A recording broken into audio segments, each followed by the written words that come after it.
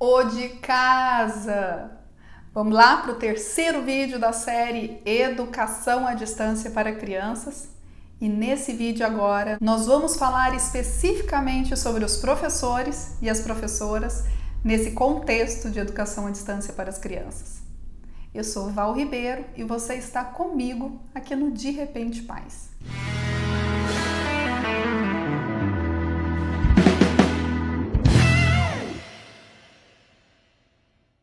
Algum dos professores dos seus filhos foram formados e contratados para dar aula à distância?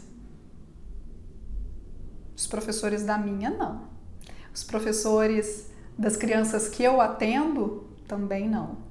Os professores das crianças cujos pais fazem orientação e consultoria comigo, também não. Provavelmente, os professores da educação básica que estão hoje em sala de aula não foram formados, nem tampouco contratados para serem professores EAD. Esse é um fato muito importante que a gente tem que levar em consideração. Eles foram treinados, formados e contratados para dar aula ali, face to face, cara a cara, olho no olho, cheirando o cangote de menino, passando a mão no cabelo. A competência deles é estar em sala de aula. O que eu admiro e acho que o mundo inteiro deveria louvar, e infelizmente no nosso país é tão descredibilizado, que é o fato de que, gente, tá em sala de aula com um monte de menino gritando, chamando, tia, prof, professora, olha só, olha o fulaninho, joga bolinha, fulano desce daí. Vamos combinar que isso não é para qualquer um. Não mesmo. Esses dias, acompanhando a aula online da Maria Clara em casa, Maria Clara está no 6º ano, então primeiro ano no Fundamental 2, primeiro ano descobrindo como é que funciona essa coisa de ter vários professores diferentes. A primeira aula online que ela teve foi com o professor de matemática. E olha, eu preciso fazer uma homenagem pública para ele, que é... Tio Henderson, você é o cara, você é foda. Gente, esse professor estava numa sala de hangout com umas 70 crianças de 10, 11 anos. Ele passou aproximadamente 27 minutos da aula explicando para os meninos como que funcionaria aquela aula. Era a primeira vez que as crianças também estavam naquele cenário. Apesar de serem extremamente tecnológicos, já terem chegado no mundo cheio de tecnologia, cheio de internet, que a gente, os adultos, tudo meio perdido e eles vão lá e ensinam pra gente, o professor Henderson, de matemática, do Instituto Teresa Valcê, aqui de Uberlândia, meu muito obrigada, tio Henderson, passou aproximadamente 27 minutos, porque eu me dei o trabalho de contar, ensinando para esses meninos como que ia funcionar a aula. Menino, desliga o microfone, desliga a câmera, eu vou explicar. Ao final, a cada de tempos em tempos, a gente abre o microfone, abre a câmera, você faz as perguntas. Tem o chat aqui do lado, faz as perguntas por escrito. Eu terminava de explicar e alguém, seu Henderson, eu não entendi isso. Menino, desliga. Ele perdeu a classe, a elegância, a compostura em algum momento? Não. Absurdamente não. Eu, por muito menos, nos primeiros 5 minutos, eu já estava, pelo amor de Deus, gente, explica para esse menino. Então vamos combinar? Ser professor não é fácil. Nem em sala de aula, nem fora da sala de aula. E se eles fazem isso com um amor que ninguém, em sã consciência, num país que não valoriza nada a educação, ninguém em sã consciência escolhe fazer uma função dessa se não for por muito amor e se não for por uma grande fé na educação e o como a educação transforma vidas e o mundo.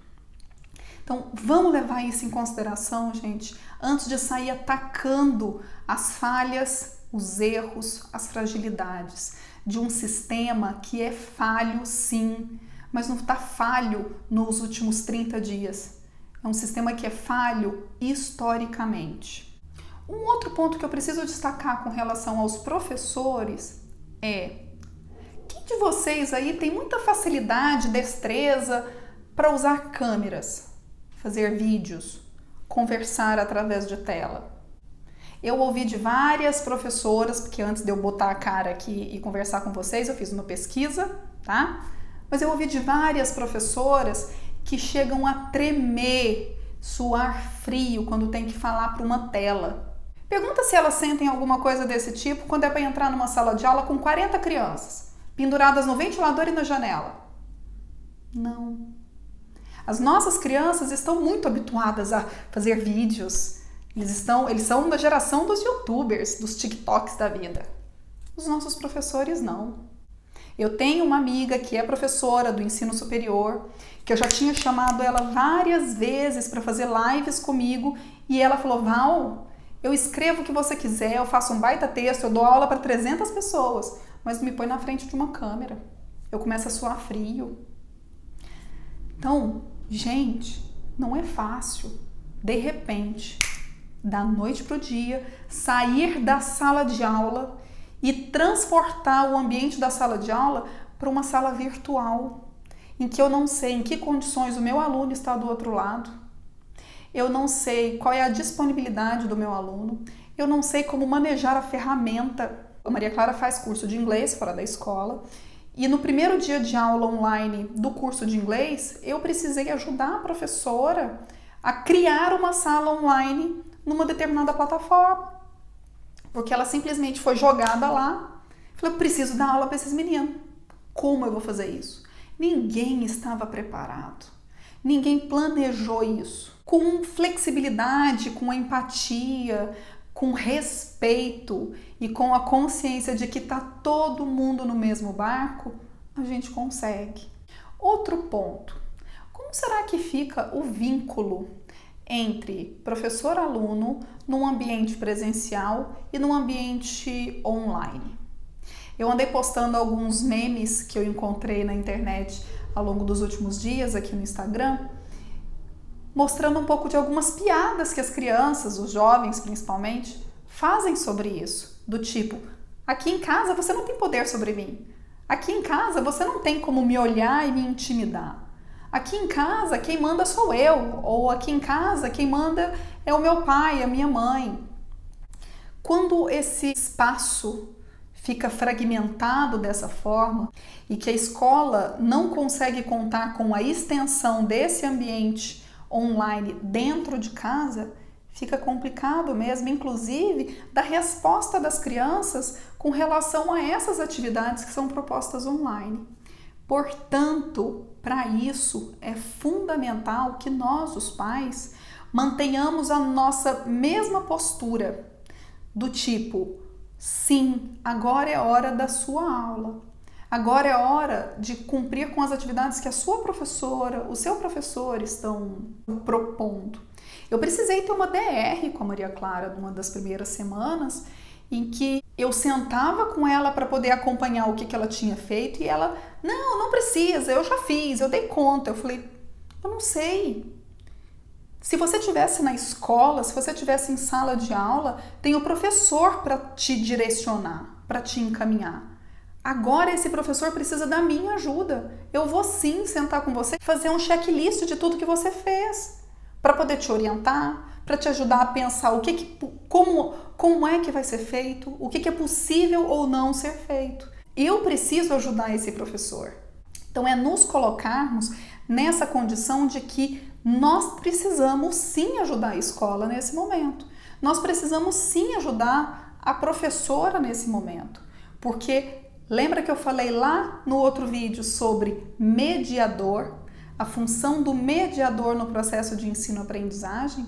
Nós estamos mais do que nunca dividindo essa responsabilidade, esse papel tão bonito que é o de mediar a aprendizagem de alguém.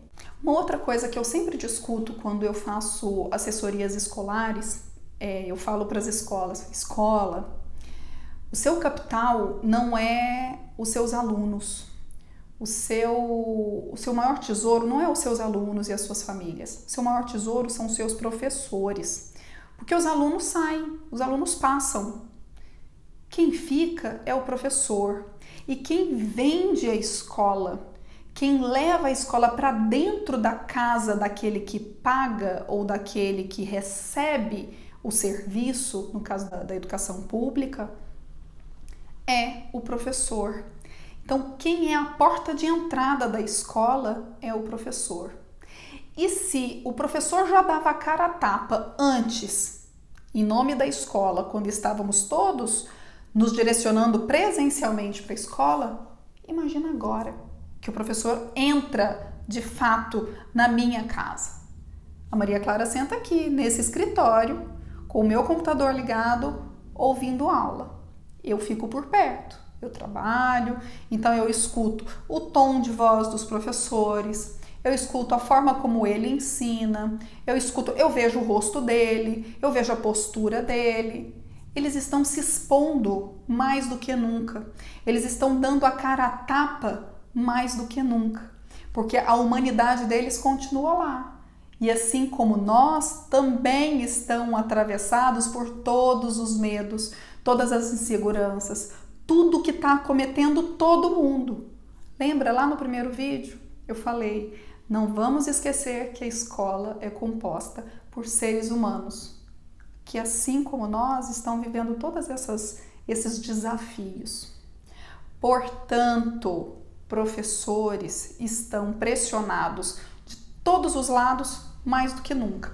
Da escola, porque precisa, da escola enquanto instituição, porque precisa de fato se reinventar da noite para o dia, e das famílias que estão querendo transportar tudo o que acontecia lá no modelo tradicional e convencional de educação presencial para o modelo online. E, gente, se passaram apenas 30 e poucos dias.